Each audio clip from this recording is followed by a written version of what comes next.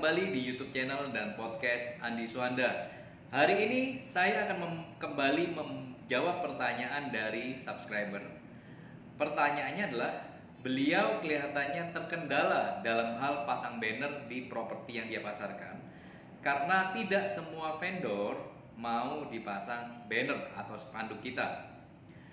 Terus kemudian, kalaupun boleh pasang banner, tapi banner vendor tidak boleh dicopot. Pertanyaannya juga, kalau memang begitu, bagaimana kita cara menjual properti? Nah, jadi sebelum menjawab pertanyaan dari beliau tersebut, saya mengasumsikan, asumsinya adalah seandainya kita menjadi vendor, apa yang akan kita lakukan apabila ada agent properti yang telepon dengan kita terus meminta pasang banner di properti yang kita punya? Coba Anda bayangkan, kira-kira apakah Anda akan serta-merta mengizinkan atau tidak? Oke, 90% lebih vendor itu tidak akan mengizinkan Anda untuk pasang banner di properti yang mereka jual atau mereka sewakan. Karena kebanyakan juga mereka tidak kenal dengan Anda. Anda pun telepon langsung minta pasang banner. Kira-kira diizinkan tidak kalau Anda sebagai vendor?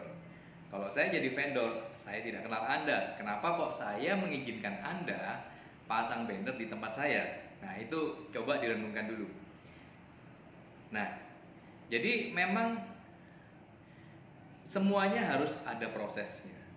Nah, ini ada 3 alasan kenapa vendor mengizinkan Anda untuk pasang banner di properti mereka.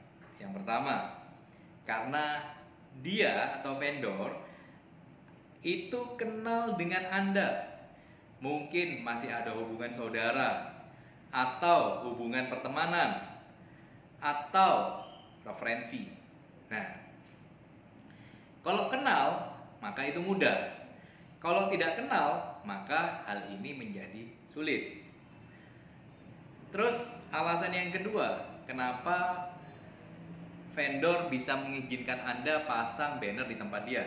Karena simple, suka dengan Anda. Bukan suka secara apa, tetapi berkomunikasi dengan Anda, bertatap muka dengan Anda, vendor merasa senang dan merasa cocok. Nah, hal ini itu terjadi tidak serta-merta, butuh juga proses. Nah, yang ketiga adalah karena tahu track record Anda.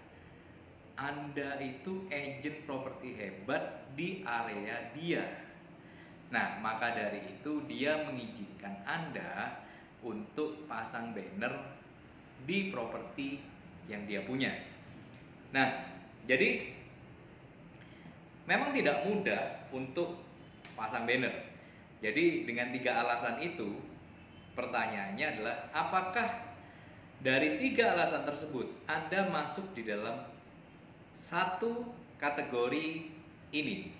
Kalau memang Anda masuk dalam satu kategori ini, saya yakin Anda pasti bisa dan gampang naikkan banner Anda. Tetapi kalau Anda bukan salah satu dari 3 ini, maka pasang banner bukanlah hal yang mudah. Nah, jadi di dalam menaikkan banner, di dalam melisting, di dalam memasarkan properti, itu juga ada yang namanya proses. Tapi kenyataannya adalah 90% dari agent properti tidak menjalani proses tersebut. Jadi proses yang saya maksud bagaimana? Jadi selama kurang lebih 15 tahun saya di industri ini, proses itu selalu saya jalani pada saat saya menjadi agent. Proses yang pertama itu adalah prospecting. Kita telepon penjual untuk bertemu dia dulu, ya kan? Terus kemudian setelah mau ketemu, kita melakukan yang namanya presentasi listing. Kenapa harus pakai saya? Kenapa kok nggak pakai kompetitor saya? Nah, itu kita harus bertemu. Dan yang ketiga baru servis. Nah, tapi kenyataannya 90% agent properti itu menghilangkan proses ketemu. Jadi langsung per telepon, Pak, boleh tidak saya memasarkan properti Anda? Terus kalau memang boleh tidak saya pasang spanduk di tempat Anda? Nah, kembali kepada 3 alasan tadi yang saya maksud. Seandainya saya sebagai vendor, saya belum pernah bertemu dengan Anda telepon saya memasarkan properti saya sudah mengizinkan, boleh. Terus kemudian Anda ngomong sama saya, Pak, boleh tidak saya pasang banner? Pertama, saya tidak kenal dengan Anda. Kenapa kok saya harus mengizinkan pada Anda? Anda juga belum ketemu saya, ya kan?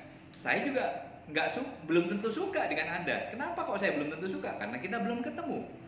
Nah, yang ketiga, apakah Anda sudah punya track record di area yang saya punya properti? Kalau Anda juga belum punya track record, kenapa saya harus kasih Anda? Pertanyaan gitu, simpel. Nah, jadi saya punya cerita. Jadi kapan hari itu saya di dalam berjualan properti, dalam saya pasang banner, selalu saya kasih foto saya di banner itu. Nah, one day saya bertemu dengan calon vendor. Saya mau bertemu dengan dia, saya minta izin untuk memasarkan properti yang dia pasarkan. Nah, simple, pada waktu saya ketemu dia melihat saya dan dia tiba-tiba bilang begini sama saya pernah ketemu kamu. Saya dalam hati bicara, kok saya belum pernah ketemu dengan beliau? Saya bingung, apakah saya salah? Nah, tapi ternyata kemudian dia bilang gini, ya saya pernah ketemu dengan kamu di jalan-jalan karena fotomu ada di mana-mana. Akhirnya oke, saya mengerti, orang ini sering kelihatan banner saya. Jadi akhirnya proses presentasinya jadi jauh lebih mudah karena dia tahu track record saya. Nah, jadi jalanilah proses yang benar, bukan asal telepon Anda minta izin. Nah, tetapi pertanyaannya gini, Pak, sekarang kan musim pandemi, banyak orang tidak mau ketemu. Baik, bisa tidak pasang banner hanya dengan telepon? Bisa, jawabannya tetap bisa. Tapi pertanyaannya begini, berapa banyak telepon yang Anda lakukan setiap harinya? Ada agent yang bilang sama saya, Pak Andi, saya kok nggak bisa naikkan banner ya? Agent-agent top lain bisa naikkan banner, saya kok sulit. Nah, pertanyaan saya kepada dia gini, oke, kamu setiap hari, setiap minggu menelpon berapa orang? Vendor maksud saya. Nah, terus dia simpel menjawab gini, saya 1 minggu konsisten kira-kira 5 vendor saya telepon untuk pemasaran.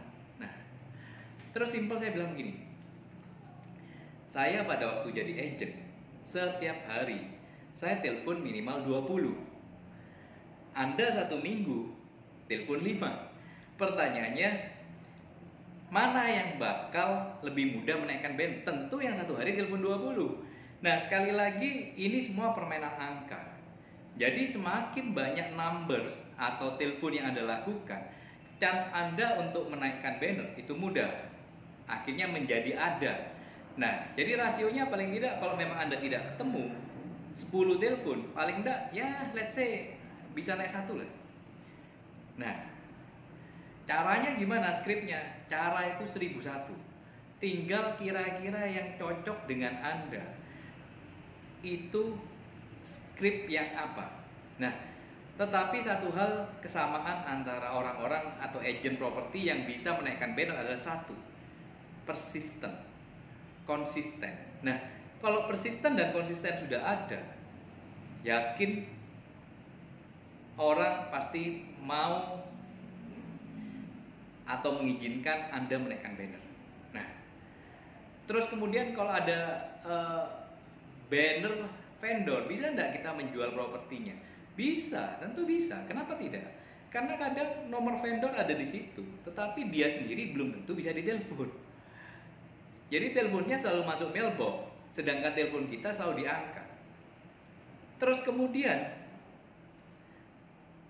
kalau kita main trade area yang cukup bagus, artinya database kita bukan hanya kita dapat dari banner, tetapi bisa dapat dari mana-mana. Jadi kita dalam kondisi yang Anda ceritakan tadi tetap bisa menjual. Nah, oke, kira-kira itu jawaban saya untuk pertanyaan Anda. Semoga jawaban saya bisa menjawab pertanyaan Anda. Sekali lagi, terima kasih.